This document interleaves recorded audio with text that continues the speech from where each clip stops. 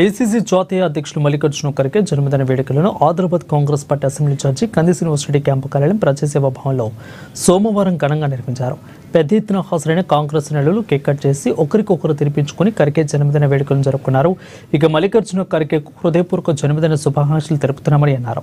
ఇక ఈ సందర్భంగా నాయకులు గిమ్మ సంతోష్ మాట్లాడుతూ ఖర్గే నిరంతర పోరాట స్ఫూర్తి నిదర్శనమని అన్నారు. 83 ఏళ్ల వయసులో కూడా పార్టీని బలోపేతం కోసం, దేశ ప్రజల సంక్షేమం కోసం అలుపెరగకుండా శ్రమిస్తున్నారని కొనియాడారు. ఇక ఆయన నాయకత్వంలో కాంగ్రెస్ పార్టీ మరింత శక్తివంతంగా ముందుకు సాగుతుందని అన్నారు. బలమైన లోకతత్వం, సమానత్వం కోసం ఆయన చేస్తున్న కృషి ఆదర్శంగా నిలుస్తుందని అన్నారు. ఈ జన్మదినం సందర్భంగా ఖర్గేకు దీర్ఘాయుష్ను, ఆరోగ్యాలను ప్రసాదించాలని భగవంతుని ప్రార్థిస్తున్నామని అన్నారు గిమ్మ సంతోష్.